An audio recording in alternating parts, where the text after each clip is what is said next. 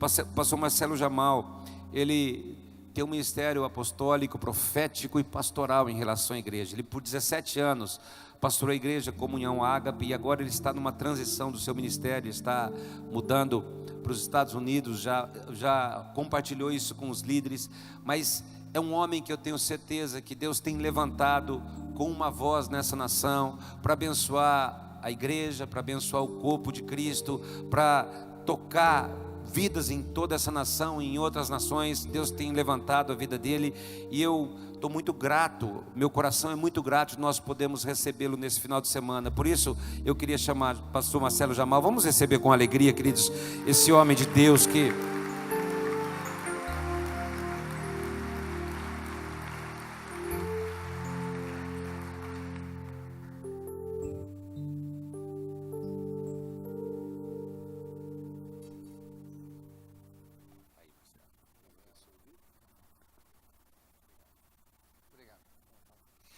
Paz do Senhor, queridos. Você está feliz? Amém. Não poderia ser diferente, né? Nosso Deus é um Deus alegre, então a alegria do Senhor nos fortalece. Aleluia, glória a Deus. Eu estou muito feliz em estar com vocês, em conhecer mais uma parte do corpo de Cristo, em conhecer a família. Conheci praticamente a família toda, né? Aqui, né? Conhecer o pai, o filho, o avô, o bisavô, né? O bisavô não, né? O bisneto, e conheci todo mundo aqui, né? Que maravilha, estou muito abençoado por vocês, e certamente eu vou sair daqui diferente da forma como eu entrei. Acreditem no que eu estou falando. Estava falando com o pastor Samuel, de que foi muito bom para mim, um presente de Deus, conhecer essa comunidade, conhecer vocês. Assim, estou saindo aqui muito enriquecido, e eu tenho certeza que isso vai se desdobrar para o corpo de Cristo, vai se desdobrar para as nações. Muito obrigado por vocês serem quem são e fazerem o que vocês estão fazendo, em nome de Jesus. Vamos aplaudir ao Senhor pela liderança dessa igreja aqui.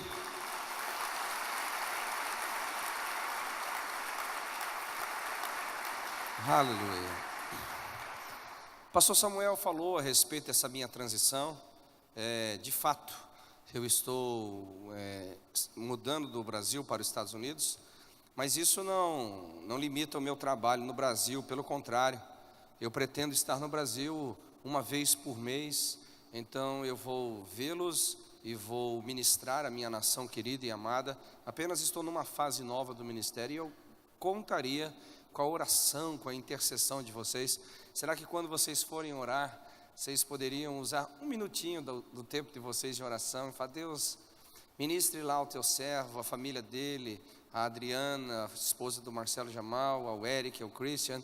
Vocês poderiam fazer esse compromisso comigo? Amém. Muito obrigado. Então, de vez em quando eu vou dizer: Deus, o cálice da oração lá de Araçatuba já está cheio, então derrama aqui sobre mim para que ele se esvazie, para se encher de novas graças e de novas bênçãos. E eu vou perguntar isso ao Senhor. Eu sei da fidelidade de vocês. Depois, um outro dia, eu vou contar tudo que Deus fez por intermédio da oração de vocês.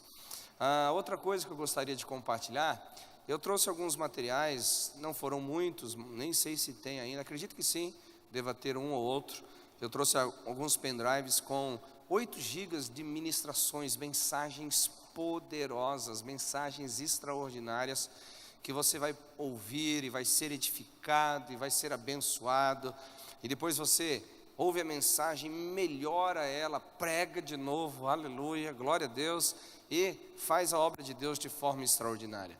E uma das razões de eu trazer esse material é que o pequeno lucro que eu tenho desses materiais, eu reverto para a manutenção da minha própria vida e também do ministério onde eu sirvo ao Senhor, né? Eu sou membro, pastor da Comunhão Ágape, é uma igreja que está espalhada aí em vários lugares do mundo, e também presido um ministério ao corpo de Cristo, chamado AIM, né, que é Accord International Ministry. É um ministério internacional que tem o objetivo de edificar as igrejas locais, de edificar aos santos, para que os santos edificados cuidem bem, zelem bem de uma igreja local, para que essa igreja local prospere de forma extraordinária. Eu preciso de muita unção, de muita sabedoria e também de muitos recursos para fazer isso.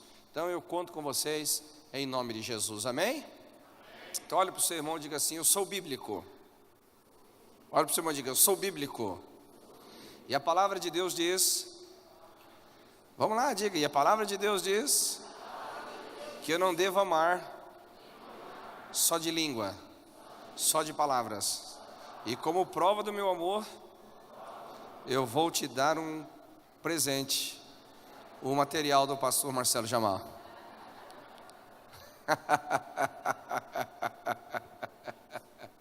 Ai. Amém, queridos? Muito bem. Amados, eu quero compartilhar uma palavra. Eu não vou demorar muito, eu quero ter um tempo de oração com vocês, um tempo de transferência. Mas é uma palavra significativa, que eu creio que está em linha, está de acordo com o nosso momento, com a nossa geração. Eu quero começar fazendo uma análise do nosso mundo, da nossa geração, dos tempos que estamos vivendo. Eu não sei se você já percebeu, mas o Brasil está passando um momento difícil. Quantos concordam? Diga amém. A questão, querido, é que não é só o Brasil que está passando esse momento difícil. Eu tenho viajado a algumas nações, ora eu estou aqui no Brasil, ora eu estou na América Latina, ora eu estou na América do Norte, ora eu estou na Europa, ora eu estou na África, ora eu estou em outros lugares do mundo pregando o Evangelho. E onde eu chego, eu observo a calamidade que as nações estão. Umas nem tanto, outras um pouco piores, mas de forma geral, a impressão que eu tenho é que o mundo está cambaleando, o mundo está se precipitando a uma desgraça total, e em todos os sentidos. Se você observar, por exemplo, na última década, nós tivemos problemas horríveis de desastres naturais, de doenças horríveis, alguns vírus que já estavam dominados, extintos não, mas dominados pela ciência, voltaram a aparecer. Essa semana mesmo eu estava conversando com um infectologista, né? Esse infectologista foi o chefe geral da infectologia do Hospital das Clínicas, então, em São Paulo. Imagina que não é um cara qualquer, né? E ele disse assim: sabe, pastor, eu estou horrorizado de ver como que alguns vírus que estavam latentes já estão agora novamente infectando o corpo das pessoas.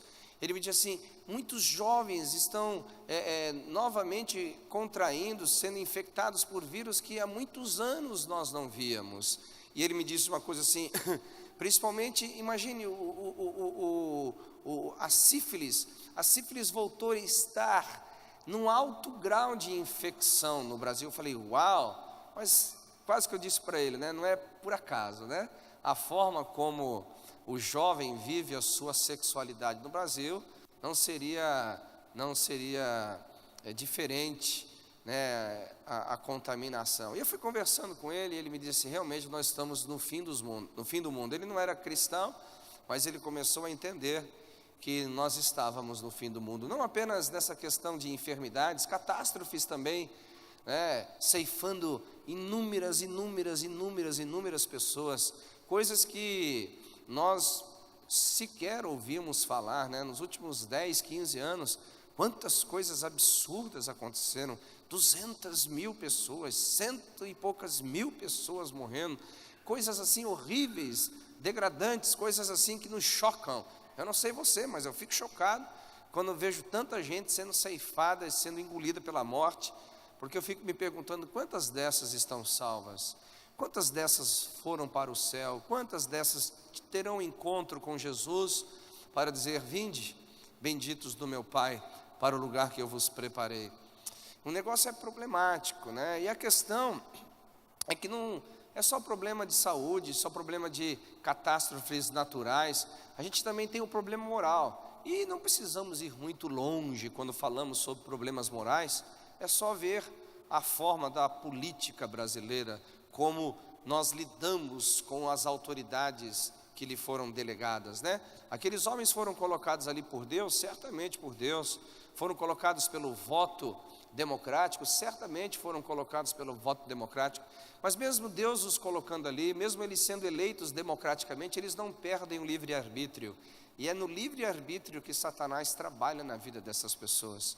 É no livre-arbítrio que o diabo enche o coração deles de avareza, enche o coração deles de malignidade, e toda uma geração sofre, e toda uma nação padece, e homens do bem acabam sofrendo pela delinquência destas pessoas, e nós acabamos tendo um problema social horrível. Como eu já disse, se o problema fosse só no Brasil, todas as nações do mundo viriam para cá e resolveríamos o problema e teríamos um mundo melhor. Mas o problema ele é generalizado, ele é mundial.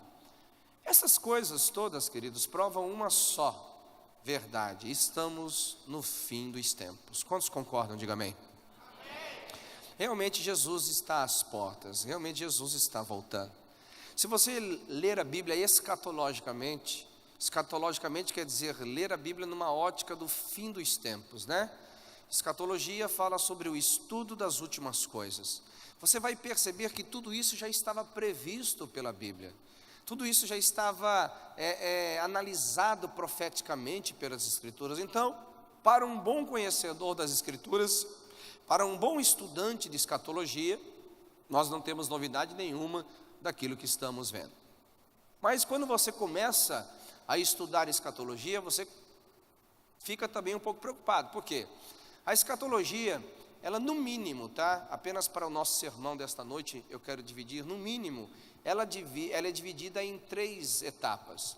A primeira etapa, ela está falando sobre tempos, né? Está falando sobre um período de tempo que nós não podemos determinar, se é um dia, se é uma semana, um mês, é um ano, uma década, não sei. São tempos. Está falando de uma época em que as coisas aconteceriam. Só que se você olhar, esse relógio profético, ele mudou. Você vai para Pedro, por exemplo, lá no Atos capítulo 2, 17, ele já não trata o mundo como tempos, ele já é mais preciso, dizendo: nós estamos vivendo os últimos dias. Em Atos dos Apóstolos, em linha com Joel capítulo 2, nós temos profeticamente inaugurado os últimos dias, porque Joel profetizou que nos últimos dias o Espírito do Senhor seria derramado sobre toda a carne. Então, profeticamente foi inaugurado os últimos dias. Então, estamos vivendo os últimos dias desde o Pentecostes, desde o dia em que o Espírito desceu e derramou-se sobre aqueles que estavam no cenáculo.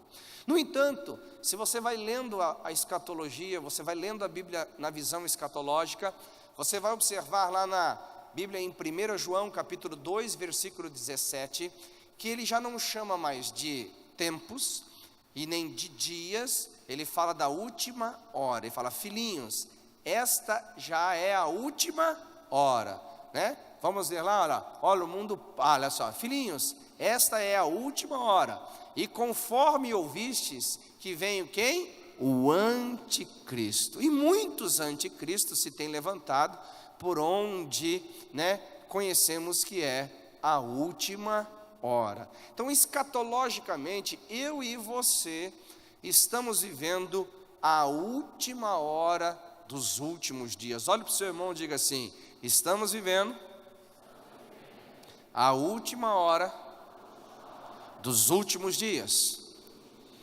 E eu fiquei pensando, como é que o diabo conseguiu, de forma tão evidente, agregar tantas pessoas para a sua missão? Porque se você observar, como eu já disse, o mundo está como está porque tem a sociedade que tem. E eu fui para a Bíblia ver como que seria a sociedade dos últimos dias. Eu fui para as Escrituras e ver o que escatologicamente nós podemos encontrar como sociedade que viveria, ou seja, no século 21, quais seriam as características dessa sociedade. Eu quero que você abra comigo a Bíblia, por favor, na Epístola de Paulo a Timóteo, na segunda Epístola de Paulo a Timóteo, capítulo 3, versículo 1 em diante. Enquanto eu vou falando, eu gostaria que você lesse, assim a gente ganha tempo. Você vai lendo e ouvindo. Eu não sei se você consegue fazer 2 coisas ao mesmo tempo. Eu sei que mulheres conseguem, homens eu tenho a minha dúvida, não é verdade? Mulheres fazem 2, 3, 4, 5 coisas ao mesmo tempo, né? Mas os homens, eles acabam que não conseguem fazer também duas coisas ao mesmo tempo. Mas, se você tiver que escolher uma, fique ao seu critério. Enquanto você vai lendo aí a segunda carta de Paulo, no capítulo 3 a Timóteo, você vai observar 19 características não tão boas das pessoas que formam a sociedade da última hora dos últimos dias. São características horríveis. Se você enumerar, você vai encontrar, no mínimo, dependendo da sua versão, 19 características horrendas.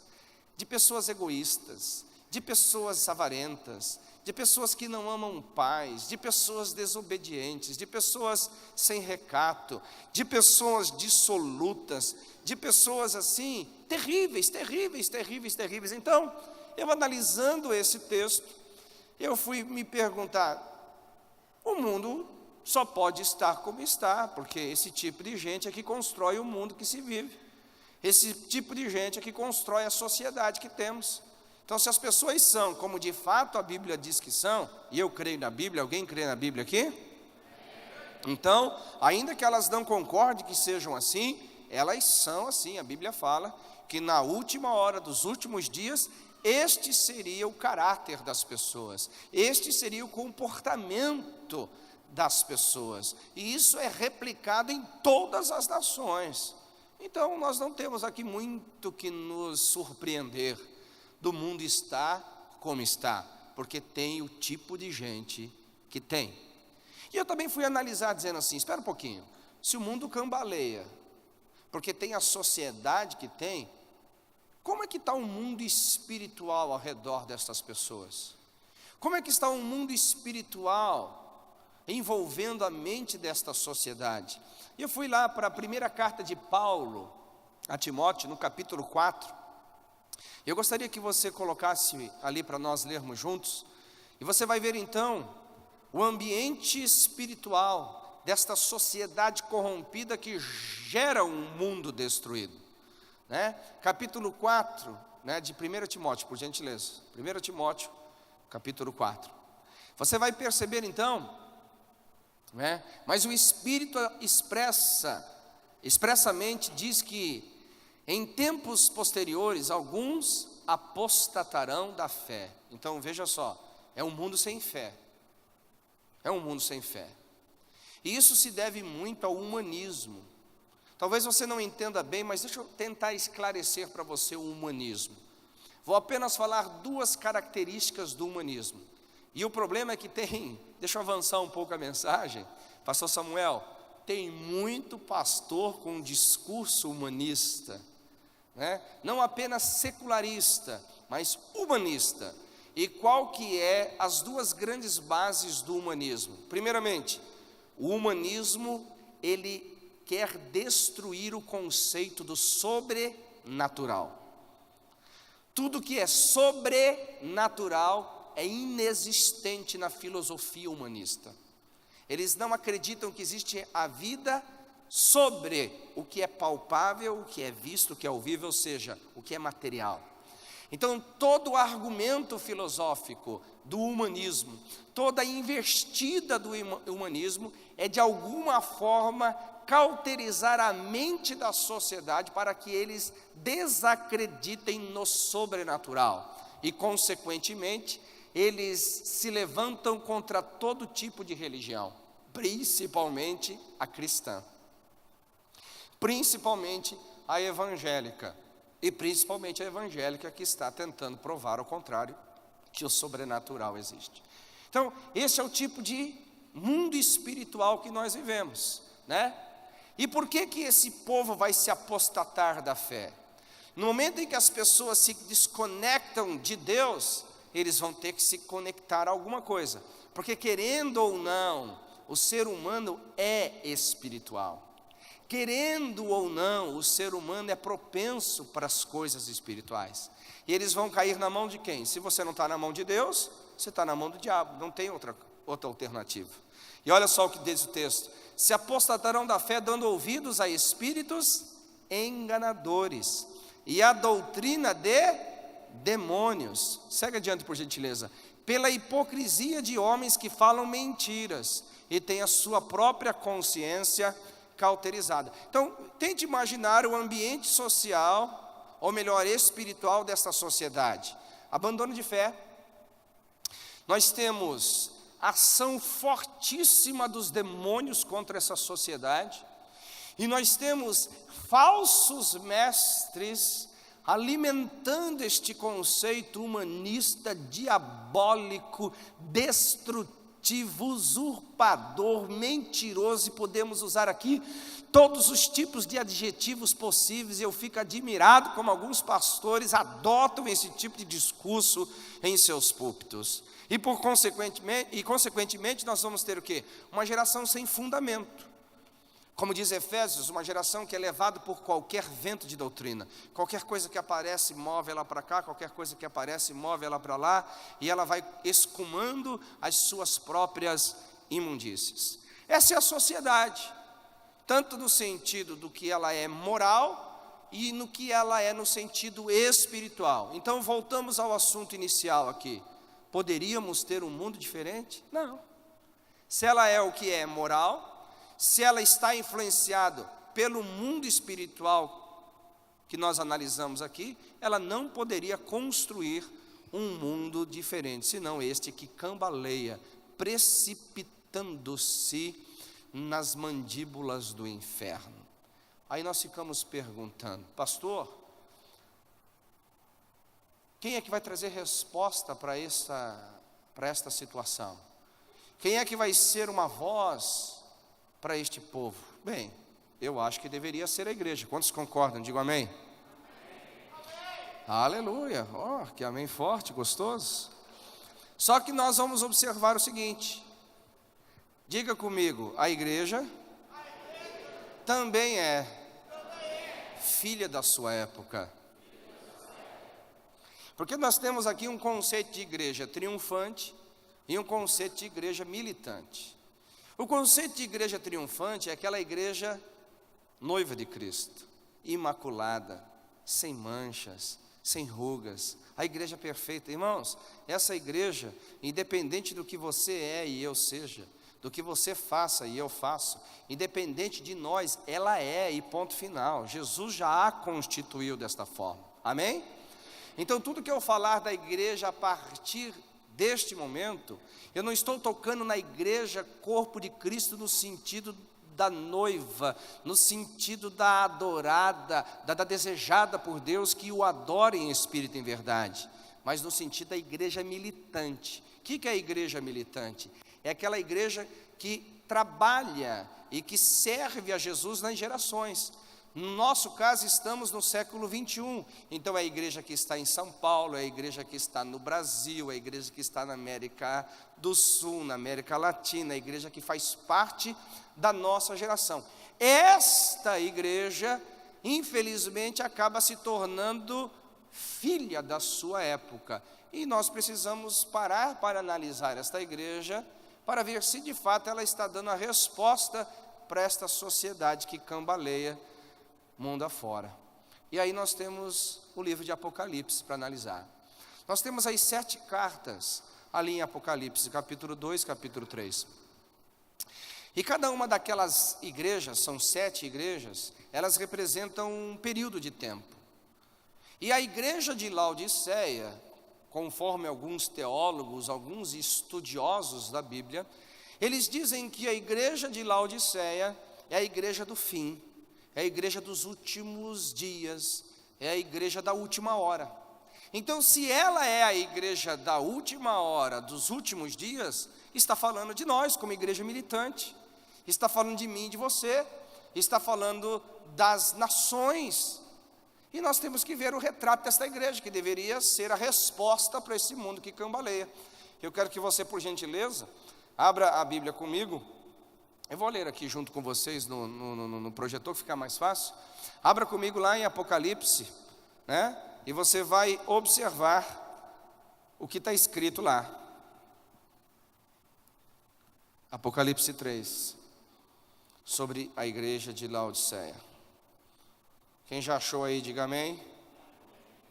A partir do 14. Vamos lá. Ao anjo da igreja em Laodiceia escreve: isso diz o Amém, a testemunha fiel e verdadeira, o princípio da criação de Deus. Então, nesse primeiro versículo você entende que não é nenhum profeta que está falando, não é nenhum homem falando, é o próprio Senhor Jesus que está fazendo análise da questão aqui. Eu tenho um amigo que diz assim: eu creio na Bíblia, até na capa da Bíblia eu creio, mas quando Jesus fala, eu creio mais. Então essa é uma análise feita por Jesus, não foi nenhuma percepção profética, não foi nenhuma percepção humana, apenas João transcreveu a análise que Jesus fez da igreja da última hora dos últimos dias. Então ele começa a dizer lá, ó, diga ao anjo, ou seja, diga a liderança da igreja dos últimos dias, diga aqueles que são responsáveis para adornar a minha igreja nos últimos dias, diga para aqueles a quem eu investi de autoridade para cuidarem da minha igreja dos últimos dias. E ele continua então dizendo, por favor, vamos lá. Versículo 2, conheço as tuas obras, e aí ele começa a falar assim, que não és nem frio e nem quente, és morno. E aí a gente depara na primeira questão de análise desta igreja. Amados, você vai ver no decorrer do texto que ele fala assim, porque não és nem frio e nem quente, por ser morno, vocês me causam indisposição. Vocês me causam nojo, vocês me causam ânsia de vômito. E eu, tentando analisar o que seria isso para Deus, eu trouxe para a minha ótica. Por exemplo, tem alguns alimentos que eu não como, né? Por exemplo, eu passei a vida inteira sem comer bucho de boi. Depois de 46 anos, agora faz uns 15 dias, eu consegui comer bucho de boi. Comi assim, com muita fé, mas eu senti que eu cresci na fé depois que eu comi aquele negócio. Porque a imagem que eu tenho de bucho de boi é assim, a boca do inferno que se abre, aquela bicho fedorento, ou como a cabeça da medusa com aquelas cobras miseráveis tentando te morder. É a única visão que eu tenho do bucho de boi. Eu assim, por muito amor ao irmão, e assim como quem estava tentando vencer a si mesmo, esmurrando o seu corpo, levando a servidão, eu vou comer esse treco aí. Comi, irmão, mas eu não estou com vontade de comer de novo. Não é uma coisa assim que eu digo que eu gostei. Mas tem uma coisa que eu não consegui vencer. Essa não dá. Sabe o que é? É a nata do leite. Não é aquela nata que tem no Rio Grande do Sul, que eles pegam a nata do leite, bate e fica igual a manteiga. Aquilo é uma delícia. Então vamos daquela pele que cria em cima. Ai meu Deus, parece o Satanás. Ai meu Deus, ó, só de falar já está me dando indisposição aqui. Eu estou quase pedindo um bode, é melhor até parar. Então eu fico imaginando assim, será que eu sou a nata do leite para Deus? Porque na minha concepção, assim, pensa numa coisa horrível, uma coisa abominável, numa coisa horrenda. Nem o diabo com um chifre e rabo comprido se compara à nata do leite para mim. É uma coisa horrível. Não, eu estou tentando ilustrar e é verdade, irmãos, é verdade. E é pior ainda. Eu acho que ele é comparado a Abaddon e Apolion, que é tão mal aqueles demônios, é pior do que Lúcifer, que eles estão aprisionados. Jesus nem deixou eles soltos, porque eles iam ter desgraçado mais o mundo. Mas isso é uma outra história. Bem, essa é uma questão que a gente tem que tratar aqui, porque não és frio nem morno, nem frio nem quente, mas és morno. Então essa é a condição da igreja que deveria dar resposta para essa sociedade que está formatando este mundo que nós vivemos nele. Eu acho que a resposta aqui não é boa, mas segue lá, adiante, vamos lá, por favor, 17. Por quantos dizes, rico sou, estou enriquecido, e de nada tenho falta, e não sabes que és coitado, miserável, pobre, cego e nu. O que esse texto está falando? Que a igreja de Laodiceia, que representa a nossa geração como igreja, é uma igreja que não se enxerga. É uma igreja que se vê, sei lá com que tipo de ótica, não sei em que prisma que ela se analisa, mas ela não se vê na sua realidade, ela está numa realidade que não é celestial, uma realidade meramente humana. É uma igreja que é bem parecida ao que a gente ouve por aí. Se você ouvir algumas pessoas que não têm o senso escatológico, que não têm o senso profético, eles falam: nós estamos vivendo a melhor igreja de todas as igrejas, nós estamos vivendo a melhor época de todas as épocas como igreja. Falo, querido, eu não acho que é o que a Bíblia diz, não. Desculpe de falar.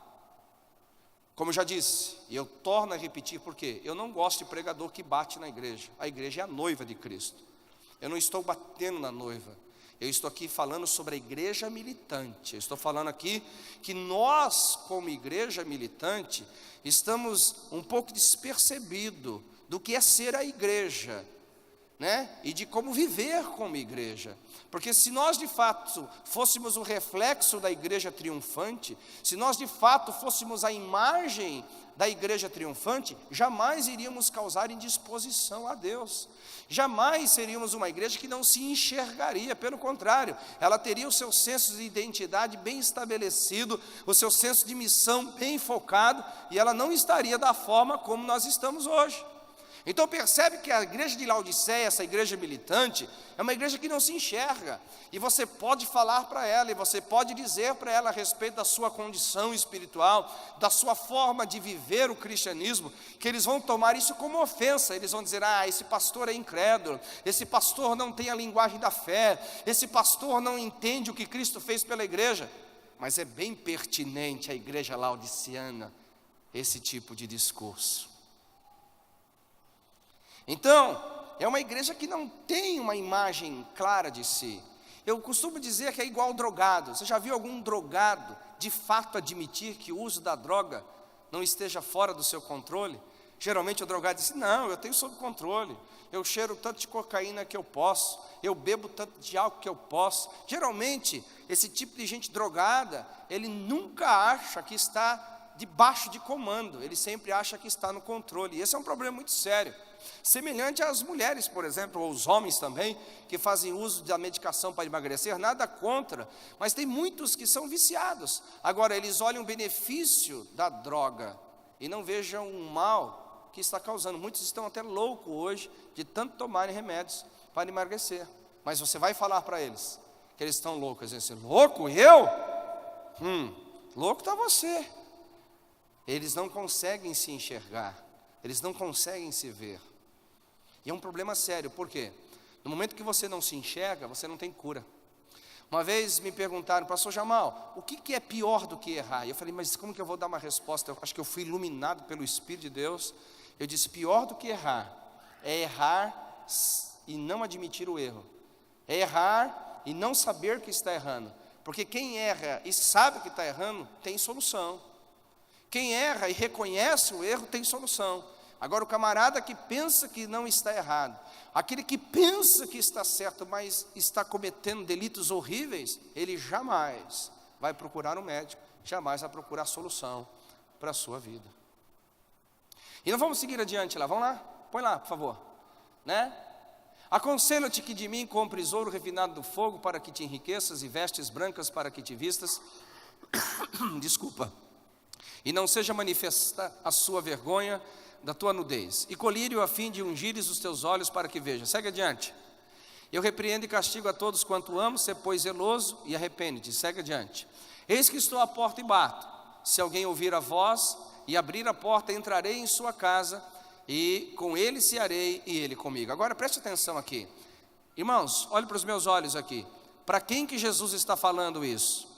Eu vou te dar a dica, múltipla escolha. Ele está falando para o ímpio, para o perdido, está falando para aquele que está lá nas drogas, na prostituição, lá na bandidagem, no tráfico, lá na corrupção. Ele está falando lá para o nosso plenário, lá para a Câmara Municipal, Estadual, Federal, lá para o nosso Senado. Ou ele está falando para a igreja? Para a igreja. E tem muitos que usam esse texto para evangelizar, dizendo assim para o ímpio: eis que está a porta. É evidente que Jesus não está dentro do coração do ímpio, mas aqui ele está falando para a igreja, e isso me causa um espanto. Jesus está do lado de fora. Isso retrata o tipo de igreja que vivemos em nossa geração, uma igreja sem o senhorio, uma igreja que tenta ser e que tenta fazer debaixo de comandos que não são os comandos de Jesus, debaixo de comandos que não são os comandos celestiais, debaixo de uma visão que não é uma visão divina, debaixo de uma orientação que não vem da verdadeira sabedoria do alto, e muitas vezes, como diz Tiago, terrena e diabólica. Isso nos assusta, porque, meu Deus do céu, a igreja ela é filha da sua época, ela retrata bem a sua cultura. Se ela não se vir em Cristo, ela vai ser apenas uma expressão religiosa da sociedade, mas não a expressão celestial que deveria ser. Alguém está comigo aqui? Diga amém. Amém. E aí eu me pergunto, meu Deus, que situação calamitante, desesperadora, o mundo cambaleia, socialmente o mundo está perdido, espiritualmente abandonando a fé, debaixo de uma forte influência demoníaca, sendo orientada por falsos mestres, sem fundamento, e a igreja que deveria ser voz, a igreja que deveria ser luz, a igreja que deveria ser resposta, ela é comparada à igreja de Laodiceia. Oh não! Será que poderia piorar? Sim. Deixa eu trazer mais peso para o que já está pesado essa mensagem aqui. Jesus também fala que os últimos dias, mas dentro da nossa mensagem, a última hora dos últimos dias, nós também seríamos como a geração de Noé. Se você observar lá em Lucas, lá em Gênesis 6, não precisa projetar não, e também no livro de Lucas, você vai observar que Jesus disse que a volta do Filho do Homem, ou seja, os últimos dias que precederiam a volta de Jesus, seriam como os dias de Noé. E como que nós podemos resumir os dias de Noé? Repita comigo: as pessoas comiam, bebiam, casavam e se davam em casamento.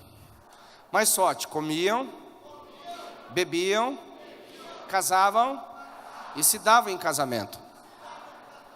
Esse é o tipo de sociedade, tanto sociedade externa como sociedade interna, ou seja, como sociedade secular, como sociedade religiosa, retratando muito bem que a sociedade que nós vivemos, o tipo de igreja que nós vivemos, é um tipo de igreja, é um tipo de gente voltada para si, porque comer e beber está falando sobre existencialidade.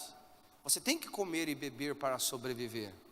Então, quando eu falo sobre comida e bebida, eu estou falando de gente que só se preocupa com a sua sobrevivência, só se preocupa consigo mesmo.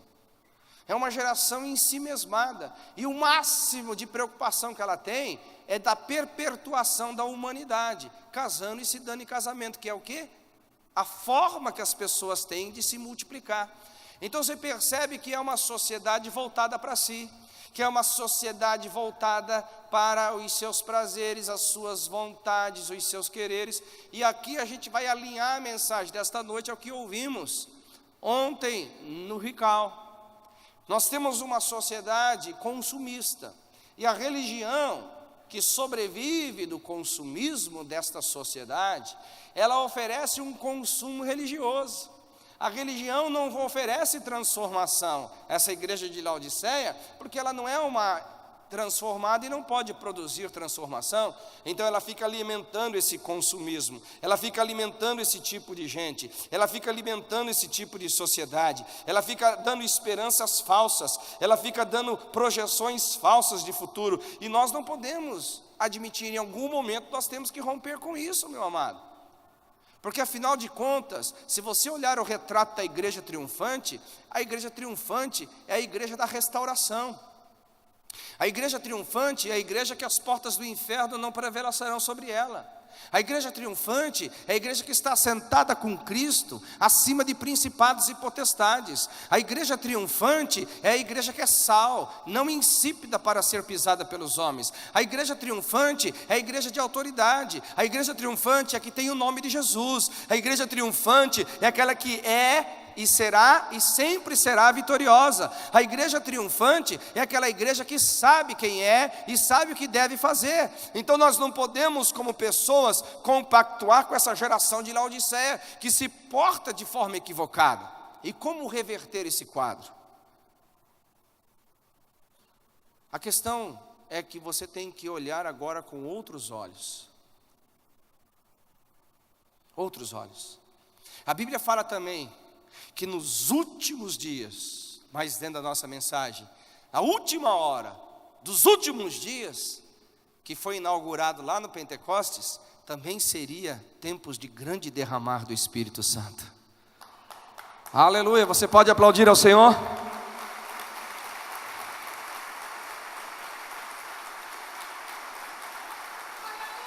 Você pode dizer: Deus, eu estou dentro dessa visão aí, aleluia. Seriam dias de derramar do Espírito Santo, onde o Espírito Santo viria sobre toda a carne, aonde os jovens receberiam, os velhos receberiam, moços e moças receberiam, servos e servas receberiam, aonde haveriam visões e percepções sobrenaturais, aleluia. Então há uma expectativa para nós, há uma forma de enxergar essa situação diferente, aleluia. Agora, existe um processo para nós sermos esses manifestadores da glória, há um processo para nós sermos esses instrumentos de Deus, para que a glória venha à última hora dos últimos dias. Há um processo de Deus para que nós possamos ser essa candeia que não se apaga, esse sal que não se torna insípido. Há um processo que faz com que nós sejamos vozes e não ecos, faça que sejamos luz e não sombra, faça que sejamos referência dos céus da terra. Qual que é o processo? É entender o seguinte: essa igreja de Laodiceia, que deveria ser e deve ser a igreja que vai trazer resposta a essa geração perdida, cambaleante, ela está debaixo de um conselho. Qual é o conselho? Um conselho de arrependimento. Ele diz assim: aconselho que você se arrependa. Aconselho que você se arrependa. Então, não está tudo perdido, meu irmão. Aleluia, eu acho que vocês estão perdidos, que eu não ouvi nenhum amém. Oh, glória. Eu vou dizer novamente: não está tudo perdido. Olha para o seu irmão e diga assim: ainda que o mundo esteja como está, não está tudo perdido. Aleluia. Há uma igreja que está se arrependendo, há uma igreja que está voltando ao padrão celestial, há uma igreja que está voltando a fazer negócio com Deus, há uma igreja que está se enxergando, reconhecendo as suas falhas, reconhecendo os seus erros, reconhecendo a sua calamidade, reconhecendo a sua insipidez, reconhecendo que está fora do padrão celestial. Há uma igreja que está dizendo: nós não concordamos com esse tipo de ser e viver igreja, nós não concordamos com esse tipo de ser e viver o cristianismo, aleluia!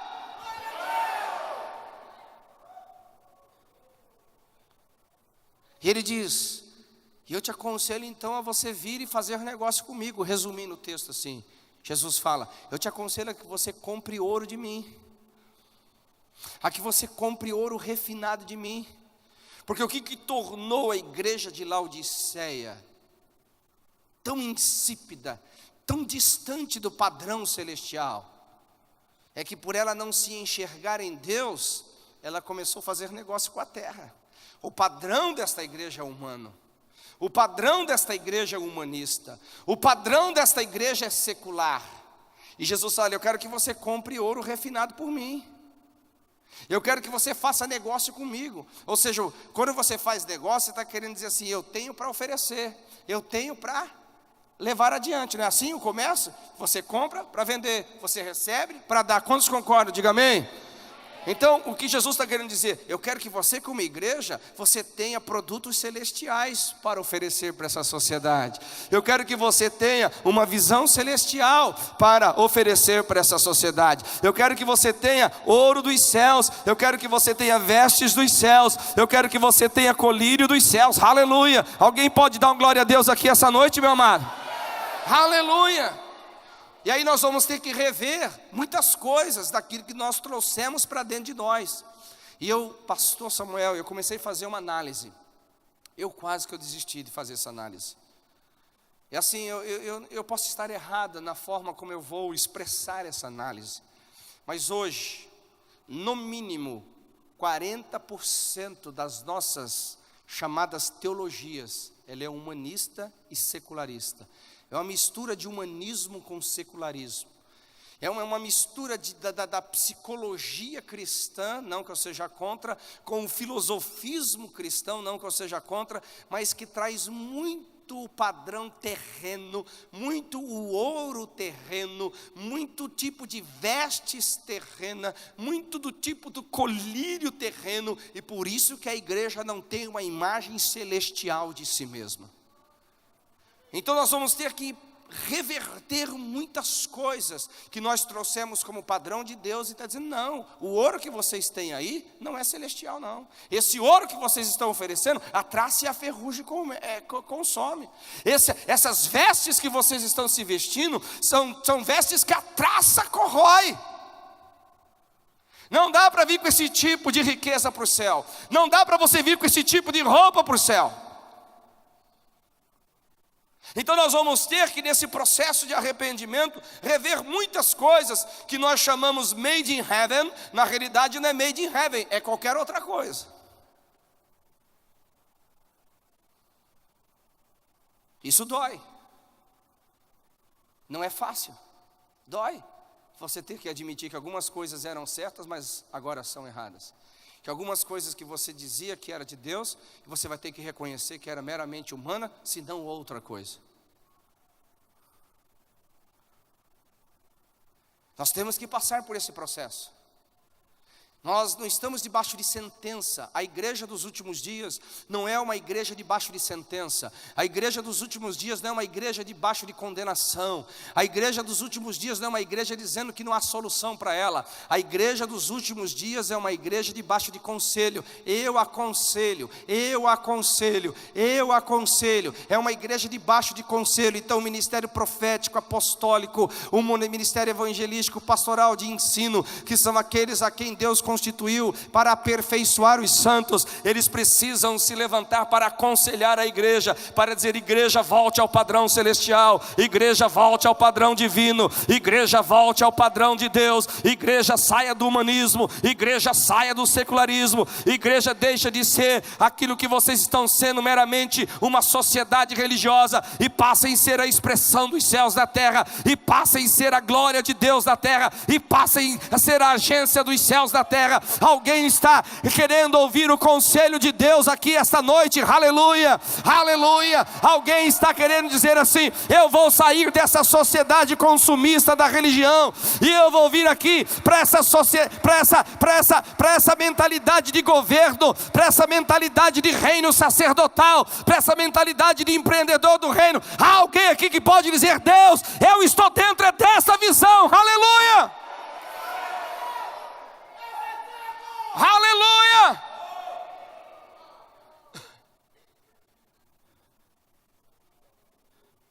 Aleluia! Há um caminho. Há um caminho. Mas pastor, você está lidando só com a igreja de Laodiceia. E o texto que você falou que nós somos uma geração de Noé? Ao analisar a geração de Noé, a gente só vê calamidade. Ao analisar a geração de Noé, a gente só vê problemas. Eu vou te dizer para você, eu vou dizer ao teu coração, eu não vejo só problemas na geração de Noé. Eu não vejo só desastres na geração de Noé. Então, consequentemente, eu não vejo só problema nos últimos dias para a geração comparada à geração de Noé. Consequentemente, eu não vejo só desgraça para a geração comparada à geração de Noé dos últimos dias. Por que, pastor? Eu vou te falar, algo de bom na geração de Noé, algo divino na geração de Noé. Ora para o seu irmão, diga assim, na geração de Noé, nos dias de Noé, não só tem desgraça, não só tem problemas, não só tem ruínas. Sabe o que tem na geração de Noé? Olha para os olhos dele e diga, sabe o que tem na geração de Noé? Olha bem para os olhos dele e diga: sabe o que tem na geração de Noé? Tem Noé. Tem Noé. Tem Noé. Sabe quem é Noé? Noé é aquele que não se corrompeu. Noé é aquele que não se vendeu. Noé é aquele que achou graça aos olhos de Deus. Noé é aquele que teve uma visão divina. Noé é aquele que tinha as medidas celestiais para construir algo de Deus da terra. Aleluia. Eu creio que existam Noés na nossa geração. Eu creio que existam Noés aqui em Araçatuba. Eu creio que existam Noés ouvindo a minha pregação. Eu creio que existem homens aqui que estão com as medidas não humana, que estão com as medidas não secular, que estão com as medidas não humanista, mas estão com as medidas divinas, estão com as medidas celestiais, edificando uma igreja santa, edificando uma igreja comprometida com Deus, edificando uma igreja poderosa, edificando uma igreja que vai ser a agência dos céus, para que nos últimos dias o Espírito se derrame, o Espírito se derrame, o Espírito se derrame. Alguém aqui diga amém.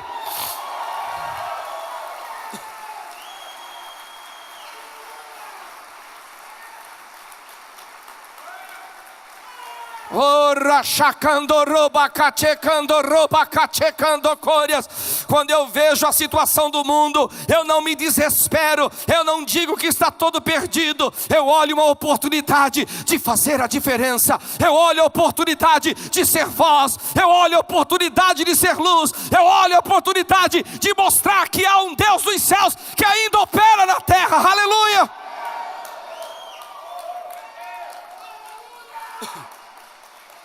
Se você vai aplaudir, faça isso com vigor.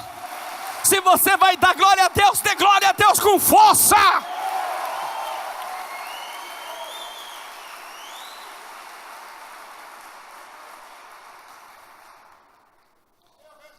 Aleluia. Aleluia. Aleluia. Há alguém aqui que Deus está dizendo: eu achei, você achou graça aos meus olhos. Há alguém aqui que quer manter o padrão celestial. Há alguém aqui que está com as medidas celestiais. Oh, aleluia. Olhe para o seu irmão assim, diga assim: se Deus estava procurando, dá um chacoalhão nele, diga: se Deus estava procurando, Ele não precisa mais procurar. Aleluia. Olhe para o seu irmão e diga: se Deus estava procurando, Ele não precisa mais procurar. Sabe por quê? Eis-me aqui, eis-me aqui. Ele achou Noé, ele achou alguém que tem as medidas celestiais, ele achou alguém que não está construindo algo para a sua própria glória, ele achou alguém que não está construindo o seu próprio reino, ele construiu alguém que não está vomitando a sua própria sabedoria, ele encontrou alguém que quer ver os céus da terra. Será que é verdade isso? Se for, meu irmão, se levante do seu lugar e dê um brado de vitória essa noite.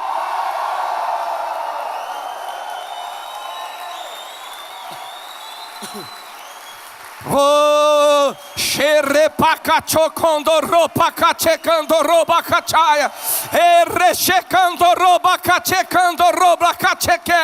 aleluia. Dá um chacoalhão nesse profeta que está ao seu lado. Diga: os últimos dias não vão ser marcados só de ruína.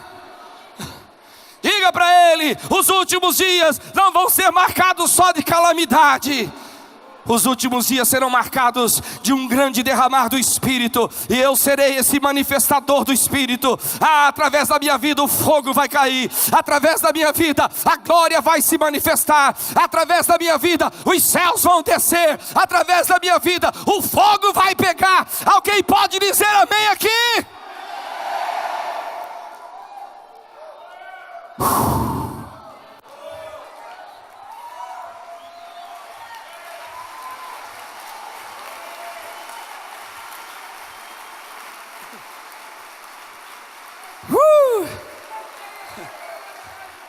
Aleluia. Eu quero concluir e ter uma palavrinha de oração com vocês. Sabe o que é gostoso de Noé? Porque o Noé, ele não foi só um cara que teve visão, ele também foi um cara de inspiração. Ele teve mais 7 pessoas, 7 é o número da perfeição, que ele influenciou de forma gloriosa. E a primeira que ele influenciou foi a esposa. Aleluia, acho que vocês não estão entendendo. Ah, meu Deus, pastor, você tem que trazer aqui para eu ensinar sobre isso. Aleluia. Aleluia. A primeira que ele influenciou a esposa sempre é um reflexo da noiva. Você vai ser um grande motivador da noiva. Quando as pessoas, a noiva olhar para você, vão dizer assim: uau, o cristianismo é verdadeiro. Quando a noiva olhar para você, dizer: uau, é esse tipo de vida que eu quero para mim. Aleluia, aleluia. E você sabe, quando a noiva está impactada, inspirada pela ação profética, pelo mover do Espírito Santo Celestial, ela gera filhos comprometidos, aleluia, filhos que vão ajudar a construir a arca, porque ninguém faz nada sozinho, ainda que um tenha visão e o outro compartilhe. Nós somos um corpo trabalhando num só propósito. Dê a mão para quem está ao seu lado e diga assim: esse é o tipo de geração que estamos vivendo, uma geração que vai influenciar, uma geração que vai fazer a diferença, uma geração que não vai se corromper, uma geração que não é humanista. Você pode dizer isso com força. O diabo está ouvindo, e que ele ouça que ninguém aqui se comprometeu com ele, que ninguém aqui deu mãos para ele. Nós estamos conectados com o céu. Alguém pode dar um glória a Deus aqui?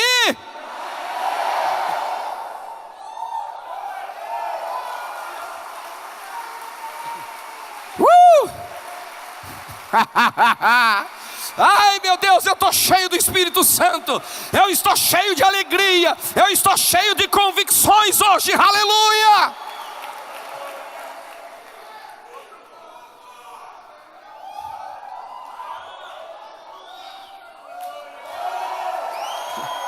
Você é livre para dar glória a Deus, você é livre para orar em línguas, você é livre para deixar o Espírito Santo fluir, você é livre em Deus.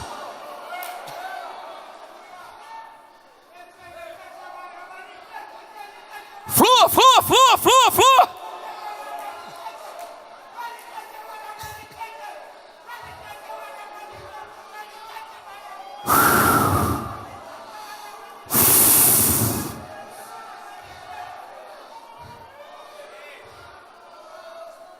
Oh,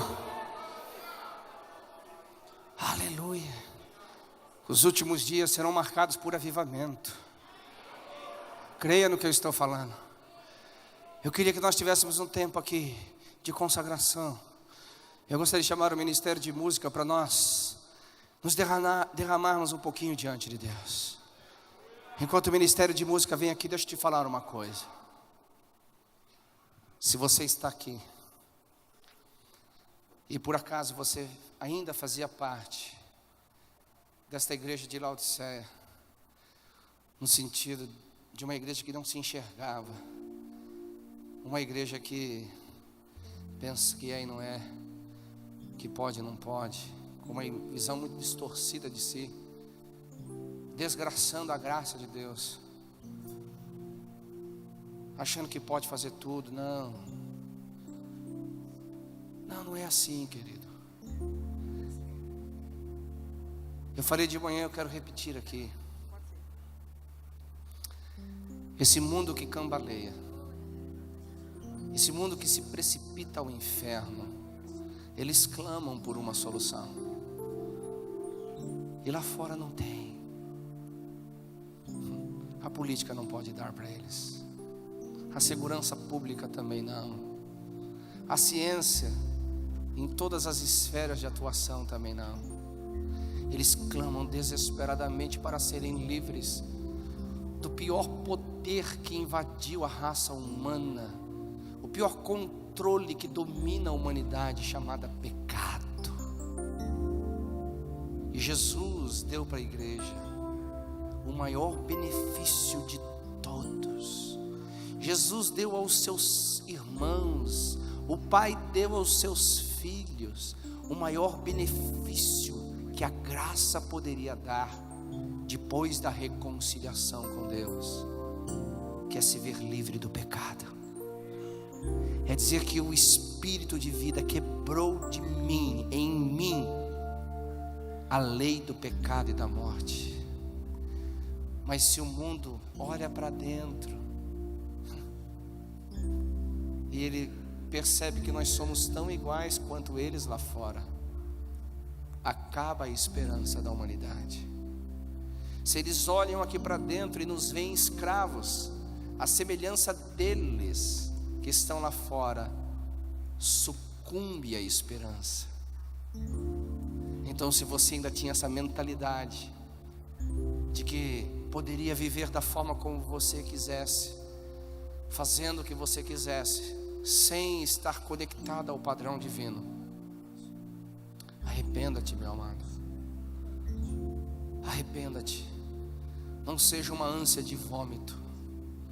Não seja alguém que causa indisposição em Deus, alguém que causa repugnância. Não. Seja um bom perfume. Seja o incenso aromático queimado no altar.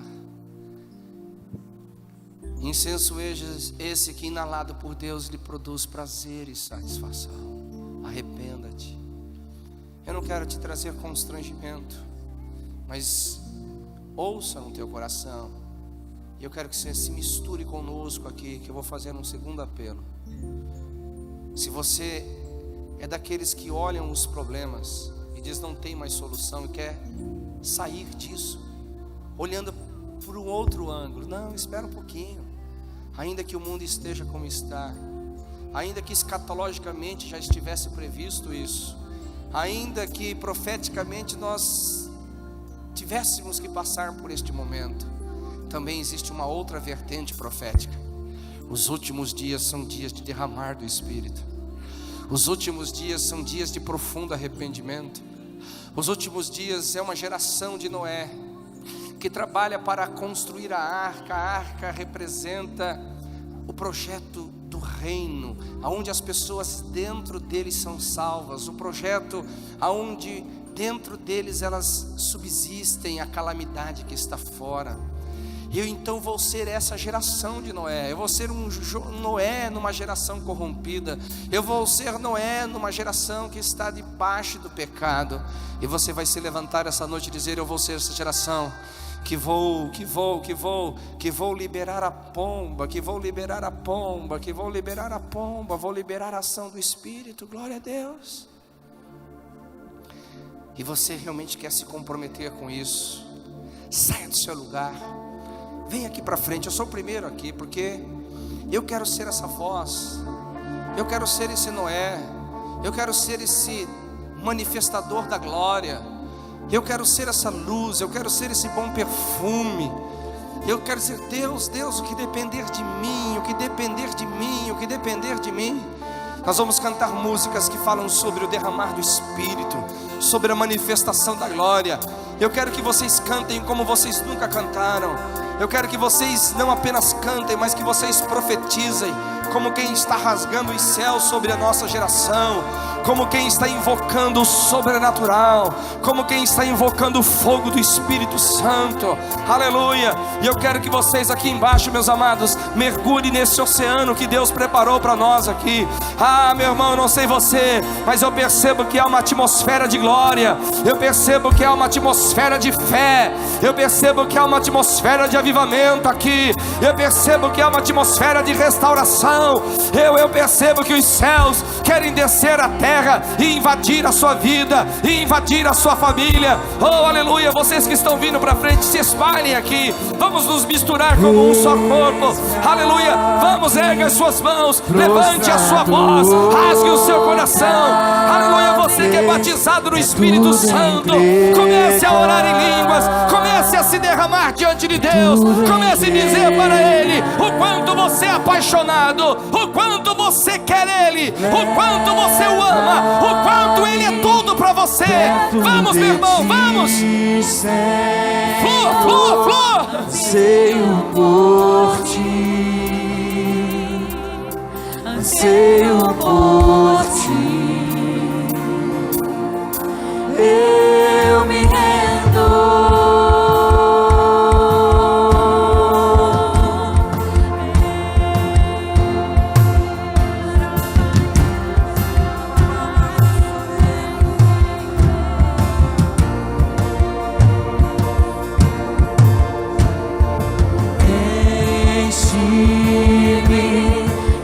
Sai do teu amor, sacia meu ser, sacia meu ser. Faz mais profundo que você já foi, meu amado. Vá mais alto que você já foi. A glória está aqui. Seja extravagante essa noite. Interaja com o ambiente que Deus criou essa noite. Mergulhe nesse oceano. Mergulhe nesse oceano. Mergulhe, mergulhe. Entre nessa nuvem de glória. Flua, flua, flua, flua, flua, flua. Eu me rendo pra conhecer-te mais, pra conhecer-te mais. Eu me rendo, eu me rendo pra conhecer-te mais, pra conhecer-te mais.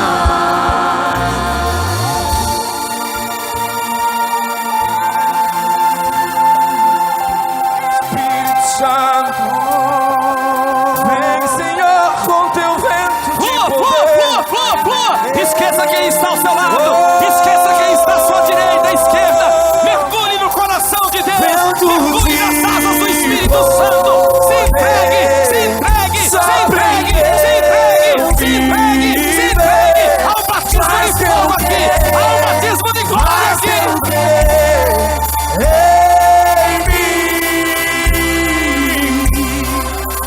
Como um vendaval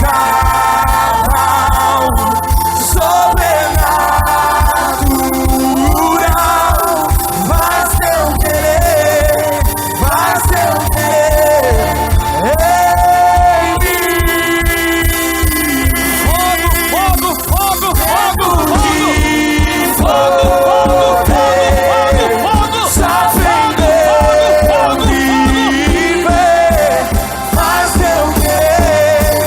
Faz teu querer em mim. oh, dê lugar ao Espírito, dê lugar ao Espírito, dê lugar ao Espírito. Flua, meu irmão, flua, flua, flua, flua, flua. Sobrenatural, faz teu querer em mim.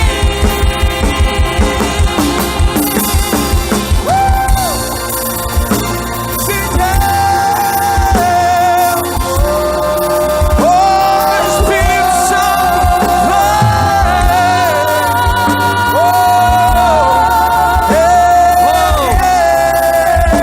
As ondas do Espírito estão vindo aqui. As ondas do Espírito. Vamos, vamos. Interaja com ela. Interaja com ela.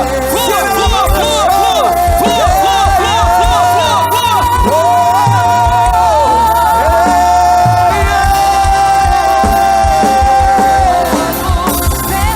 de poder sopra em meu viver. Faz teu querer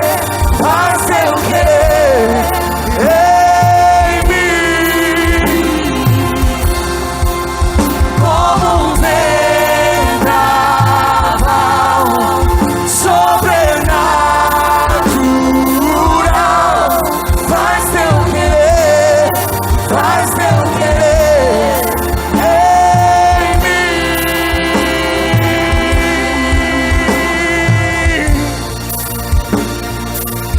Oh, eu queria que você fizesse algo esta noite. Gentilmente coloque as suas mãos sobre o ombro de alguém que está ao seu lado. Gentilmente põe as mãos sobre o ombro de alguém. Comece a orar por ela. Comece a derramar-se sobre ela. Ore para que o Espírito venha, para que o Espírito se derrame. Aleluia, aleluia.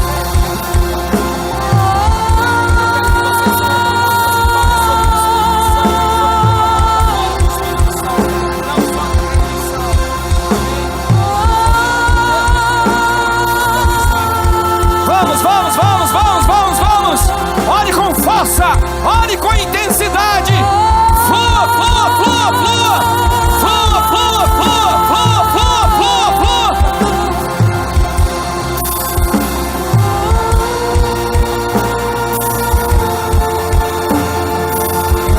Você está orando por um Noé. Você está orando por um restaurador.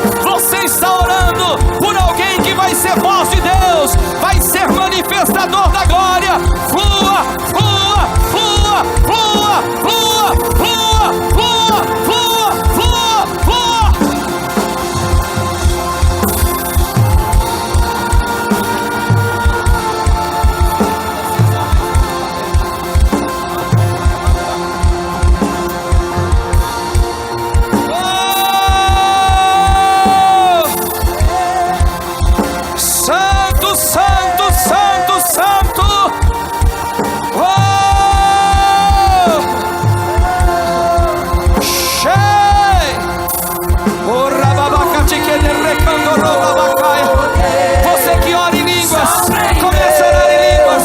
Ore em línguas, profetize em línguas, profetize em línguas, interceda em línguas, interceda em línguas.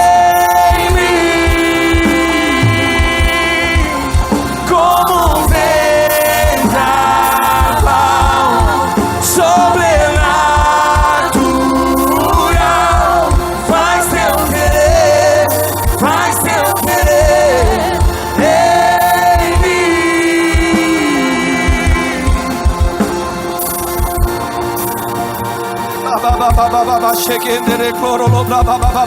Ore em línguas, ore em línguas.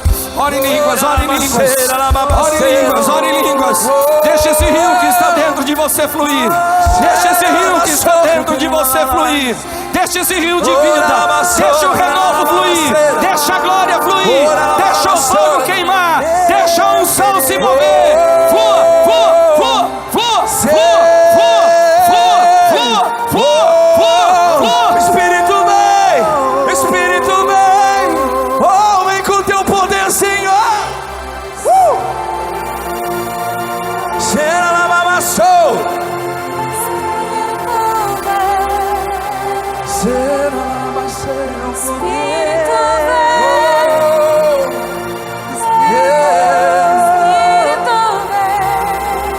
Deixa o teu céu descer. Espírito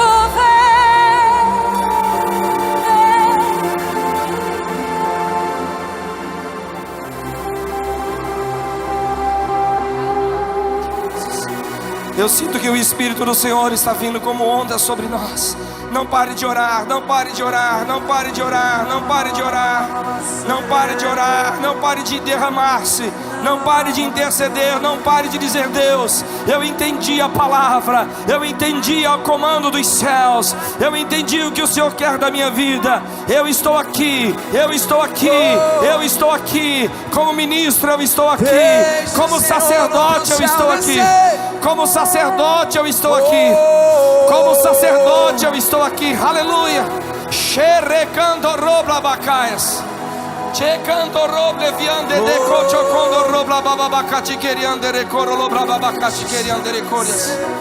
Oh, recancho quando roble viande recancho quando roble viande recaisas. Ci recancho quando roble viande recanto do roba bacati querias. Ci roble che checando roba bacati querias. Sim, Deus. É o teu nome, teu reino buscamos, tua vontade seja feita na terra como é no céu. Deixe o céu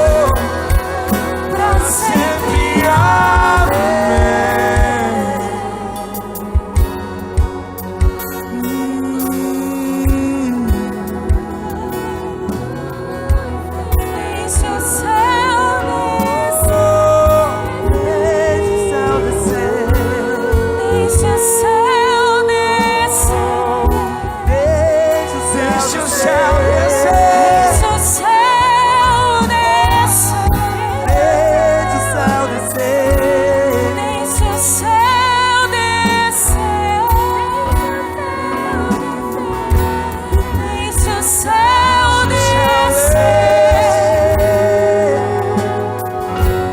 deixa o céu descer, deixa o céu descer.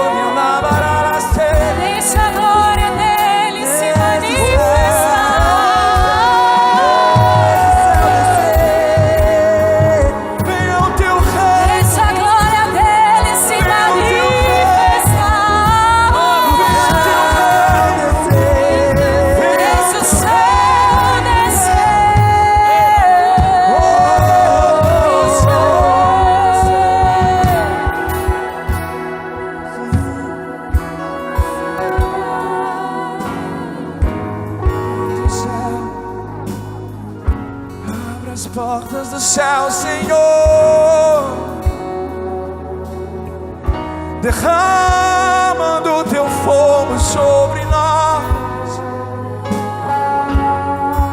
Queima, purifica, Deus.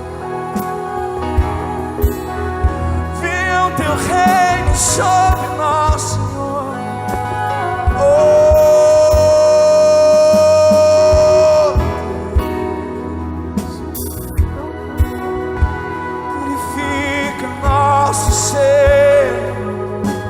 Purifica aquilo que somos, Deus. Venha o teu reino, venha o teu reino, nos tire da terra, nos leve ao céu.